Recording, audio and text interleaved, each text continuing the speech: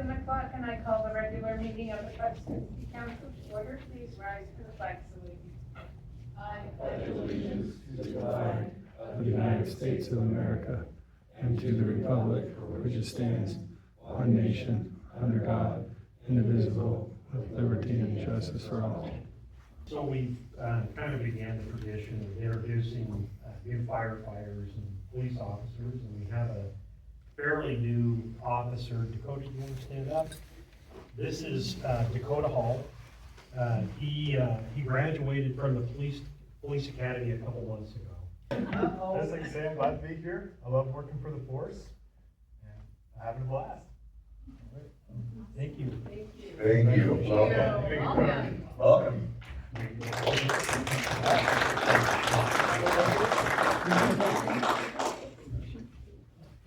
Clarkston residents speak first.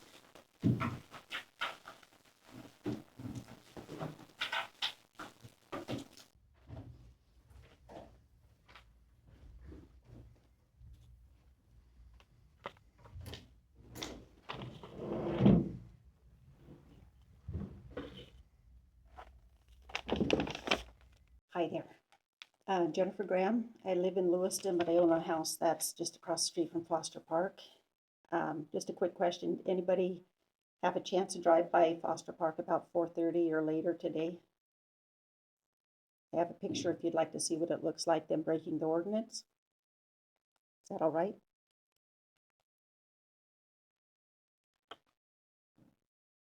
This is at 4:30 and according to the ordinance, they're not supposed to set up their trains.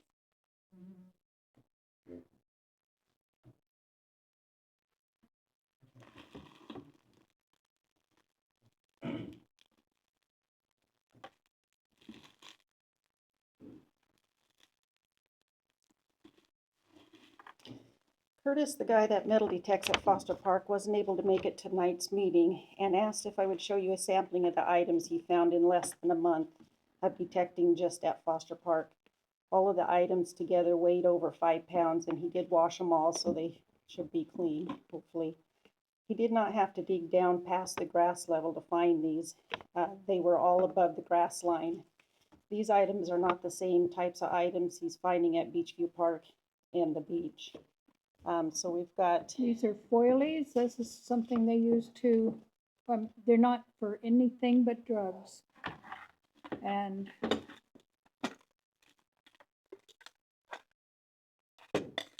various paraphernalia.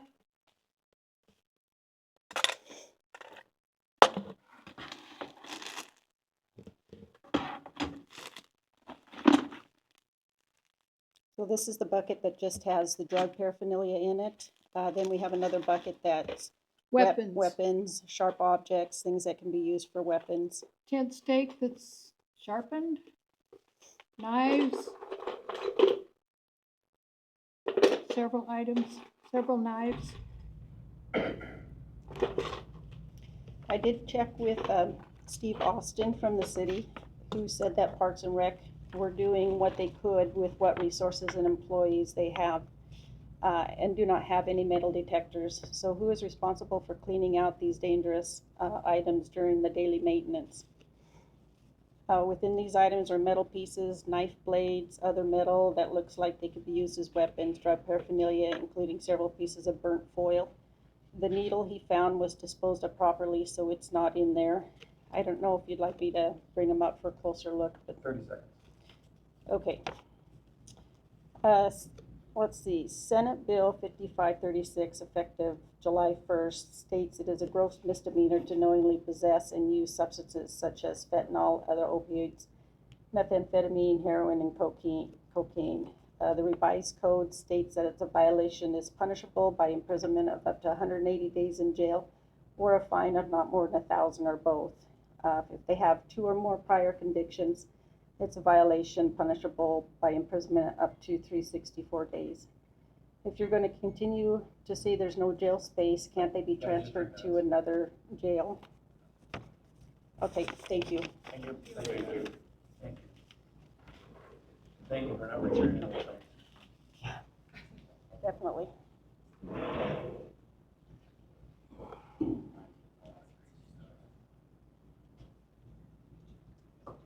Anybody else for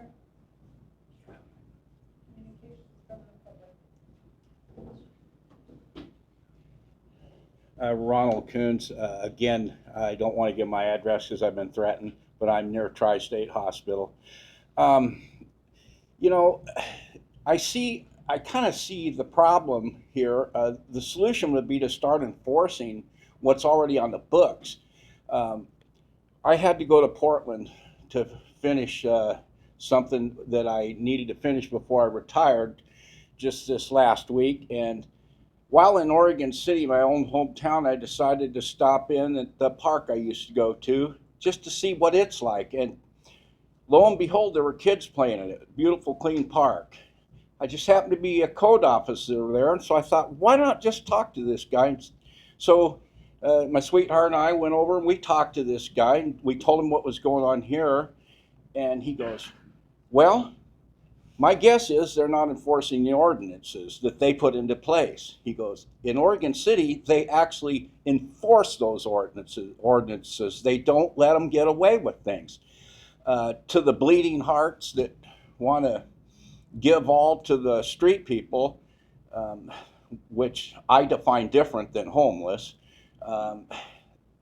they're also part of the problem. But I think if we just like let this guy Curtis do a cleanup, because that's obviously dangerous items that he found, and maybe amend the ordinance that's in place so that he can go in and do that earlier before it's all set up, and start enforcing what's already there. I drove by the park today at 9:30 and there were 3 abandoned, well, probably not abandoned, they just left the tents right near the sidewalk.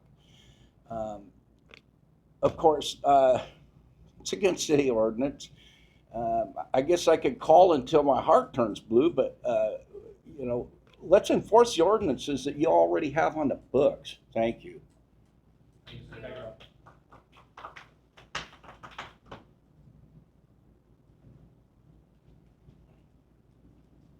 Hello, I am Miranda and I live in Clarkston. I live over by the port area. I just have, I'd rather not say. I'll tell you later. Is that okay? Just 2 things, 2 points. I have lots of points. Oh, I'm sorry.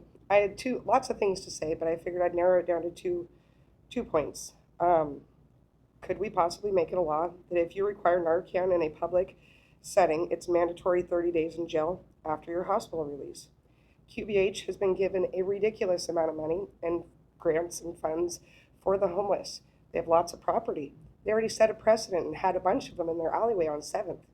We should continue this instead of our parks. Thank you. Thank you, Hannah.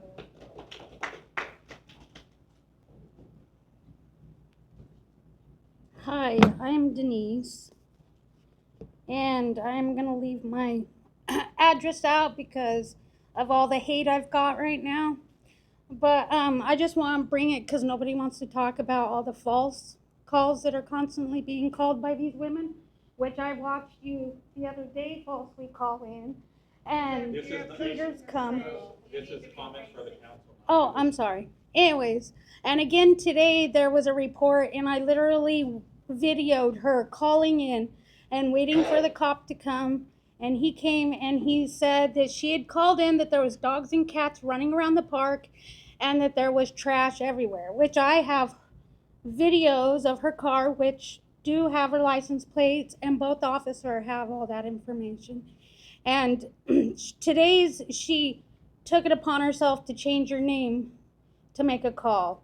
But all these petty calls that are constantly going on, I mean, the harassment, the last council meeting, the same group just had to go to the park, walk through it, sit there and talk about him. It taunts him. One of our ladies, her husband about killed her. She can't be in a house. She's got terrible trauma. I have another guy, 44, who was born with a heart defect, who barely gets $900 a month for disability, and everybody screams, who's not on drugs, neither one of them are, and everybody screams how, oh, he's just a druggie, he don't matter. I'm sorry, but the more I've got to learn about these people out here, the bigger hearts they have, because I mean, they'll offer a stranger anything and they could literally have nothing on their back. If you're walking by and they're cooking or and they've got extra water, they will literally ask you if you want something. Excuse me. They're always, I mean, I get the drug thing and I'm hard on them all the time. Every day I'm out there, I didn't see a lot of that stuff, and I do the park every single day when I'm in town. And I do, and do the playground. A lot of that stuff can't be blasted on Foster Park because God knows how old a lot of that is. But yes, I am constantly on them. We've got one guy that's did 30 days in detox, starting a new life. They don't need all the trauma. I mean, there's so many out there that sex survivors, rape victims, I mean, domestic. I've had it all. So I understand. I mean, the mentality when somebody says they started their drug because of the voices, dude, I fight my own voices. It may not be drug related, but my thing is I've learned the empathy on my own healing journey. And every single one of those people at the park that all have a heart of gold, whether people want to believe that or not, they all have a name, they all have a story, and a lot of them are trauma survivors. And I've got videos upon videos, and I'm even willing to go stay at the park a few nights just to get what everybody can do. How mean. I mean, when people or kids are driving by screaming F you effers all night long and telling them how worthless, I mean, they're humans. We're all humans. We all screw up. Some of them need extra love, and that's why I'm out there. Whether they want to call me a junkie lover, I guess that's what I'm going to be, because you know what? I've learned they've got a hell of a lot bigger hearts than all these people put together. Thank you. Thank you. Okay, just a reminder to everyone that, you know, when you're here and you're going to speak at public comment time, you are speaking to the council members. You're not speaking to an audience. You're speaking to council members, so just keep that in mind. All right, anybody else for public comment?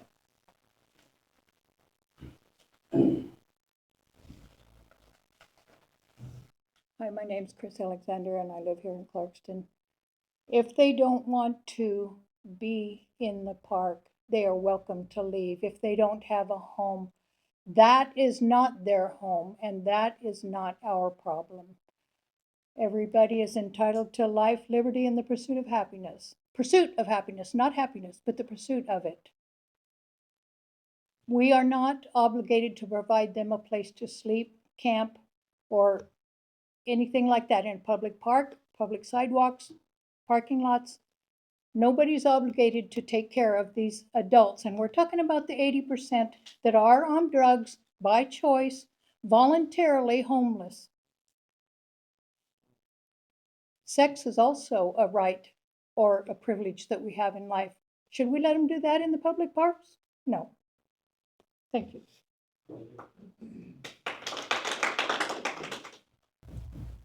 You know, and remind the people that are in the audience, so to speak, clapping shouldn't be allowed as part of the dialogue here. You know, you can listen, but the council is here to listen to you. So please don't applaud.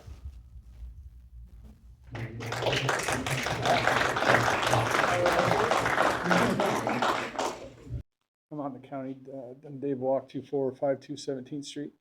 And I just wanted to say, working on some movie projects here, and I interviewed Michelle King over in Lewiston. She runs the youth center over there. And one thing that she talks about is everybody's welcome there, right? Like anybody can come there that needs to sleep, to eat, counseling. They offer the gamut there. But one thing she said is if they're a danger to themselves or a danger to others, they are not welcome there. And they are kicked out. And they are not allowed welcome back until they're not a harm to themselves or to others. So I'm not sure. And the reason they can do that is because she owns it, right? She can make the rules and she can say, you're gone. So I'm not sure why we can't do the same here at Foster Park. If they're breaking the law, they're not allowed to come back. You guys are offering them a place to sleep, but they also need to follow the laws. So I'm just wondering why, you don't have to answer it, but why we can't, why the council, the city owns its park. If you don't follow the rules, you're out of here. Thank you. Hi, I'm Sandy Allen. I live by Foster Park. These are my thoughts. I think the use of city parks for any homeless in any town, anywhere, is just a reckless endeavor for the entire community at large. It is well known that they bring a lot of their drugs and crime, and we know this to be true. We had a guy die just last summer in that park from an overdose. The ambulance has been called multiple times this year. There is no doubt that there is a drug issue. There has been homes broken into, things vandalized, people cannot use the park, and we live there. People are driving by, angry neighbors, honking or revving their engine, and it's just a matter of time before this gets even worse. This park is right next to an elementary school, as we all know, and daycares. And I've heard several people with some really great ideas. Help them get the rehab, maybe use the new or old jail or something. But there are suggestions being made, and I think there is a high cost to the community, and a human cost and a financial cost. And if we don't put our money where it should go and assess these people as individuals, do they need mental health? Do they need drug help, addiction help? What is it can we do?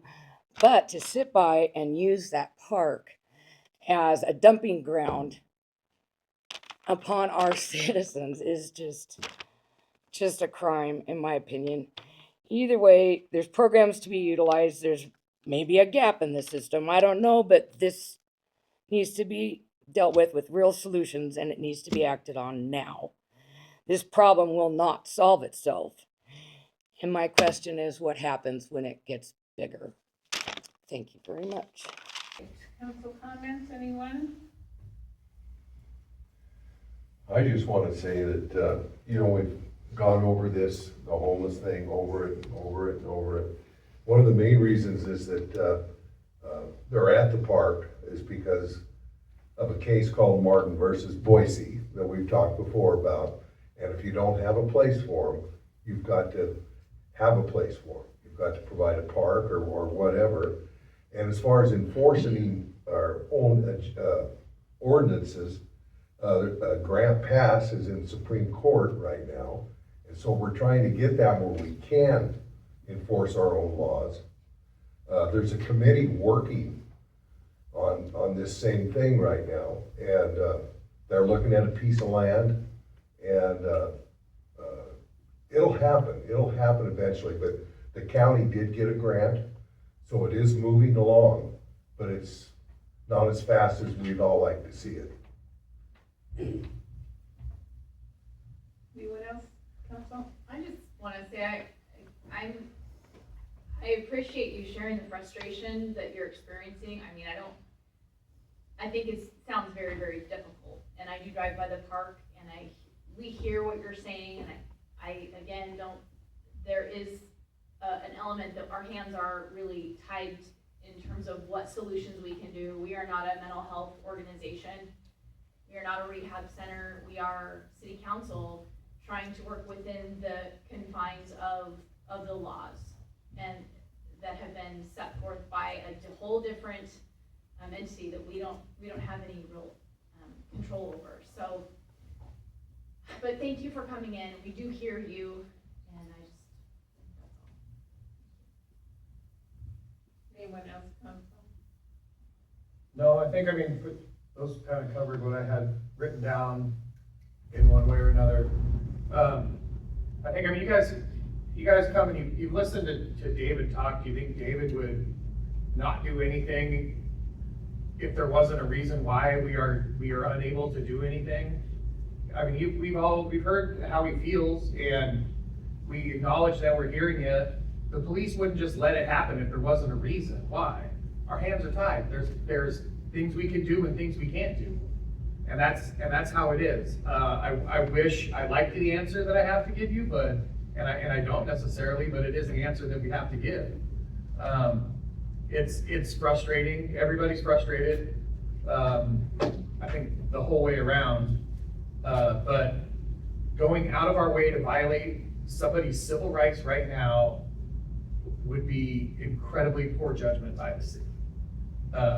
We are at a point where while it's not a bright light, there is light at the end of the tunnel that we can move toward we can move toward. Messing that up by making a millionaire out of somebody who's living at the park, it would show poor judgment. So we are trying, there's a reason why it's happening this way. We are, like Robin said, our hands are tied. We're working on it. It will get better. I wish it would get better faster, but we are trying. Anyway, thank you for coming and speaking. I appreciate it. And we do live here too. Chief, I have a question for you, but all I wrote was chief and a question mark. It was something it's something that somebody said, and I was trying to listen, and I was like, no, I'll definitely know what that was. I'm assuming it's because it's up at the top. So it'd be the photos of the tents. What happens when somebody has a tent up early? What do we do? So we can't be at the park all the time. We have one or two patrol guys working. They have a variety of calls. One day we have 29 different calls. So we're not always able to be there. But when we get the call, if the tents are up, we have to take it down. It's a violation of our ordinance. We're following our attorney's advice pertaining to the lawsuit from the Northwest Justice Project. And if there's property that's been left there, for example, today we knew that there was some property there, and ultimately we took that property and it's been put in our storage unit and being held as a man. So if the property's there, we have an officer available to go get it. We'll take it, and if we see tents that are up, we have them take them down and keep an eye on it as best we can with one or two people. Thank you. So we need to hire 5 or 6 more Dakotas? If you give me the money, I will. I'll hire 5 tomorrow. I'm sure we get a levy for that.